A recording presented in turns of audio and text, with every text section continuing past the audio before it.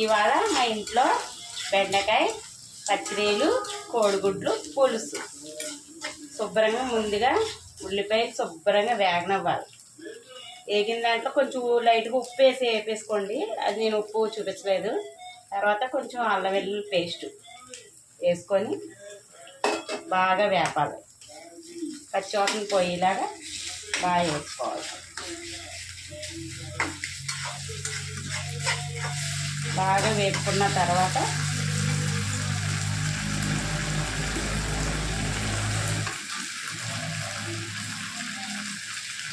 కొంచెం కారం, కొంచెం కాదు మేము ఎక్కువ వేసుకుంటాం అనుకో, మీకు కొంచెం అని చెప్తున్నాను. మేము కారం ఎక్కువ తింటాం కాబట్టి ఎక్కువ వేసుకుంటాం. మీరు తక్కువ తిన్నాం తక్కువ వేసుకోండి. అందులోనే ఈ రొయ్యలు కూడా వేసి వేపాలి. రొయ్యలు ముందుగా కొంతమంది వేసుకుంటారు, అలా వేసుకుంటే బాగోదు. పులుసుకి ఇలాగే వేపాలి. ఇలా వేస్తే పచ్చివాసన పోతుంది, ఈ ఉప్పు కారాలు పడతాయి, నీసు వాసన రాదు మనకి తినేటప్పుడు. నీసు వాసన రాకుండా కూర టేస్ట్గా ఉంటుంది.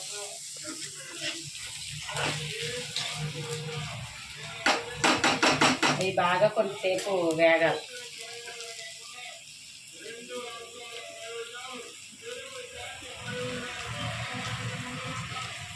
అందులోనే కొంచెం గరం మసాలా పౌడర్ ఎక్కువ వేసుకోకూడదు, పులుసు కదా టేస్ట్ పోతుంది.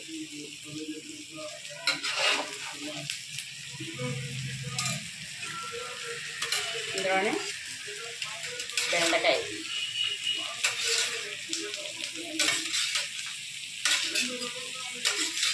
బెండకాయలు బాగా తినండి. వాళ్ళకి జిగురు పట్టి ఆరోగ్యంగా ఉంటారు.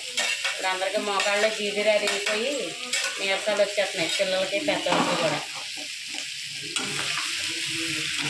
ఇలా బాగా కలుపుకోవాలి. అలా కలర్ రెడ్ కలర్ రావాలి.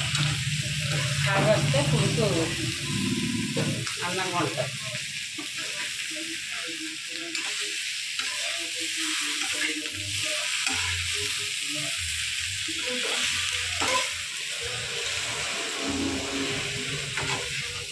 ఇక్కడ కలర్ ఎలా వచ్చిందో ఇలా ఈ కలర్ ఎలా రావాలి, నూనె ఎలా తేలాలి, అలా బాగా వేపాలి. వేస్తే పులుసు కమ్మగా టేస్ట్ పెరుగుతుంది. అలా ఒక్క 5 నిమిషాలు బాగా వేసుకొని ఆ తర్వాత కొంచెం చింతపండు తీసుకోవాలి.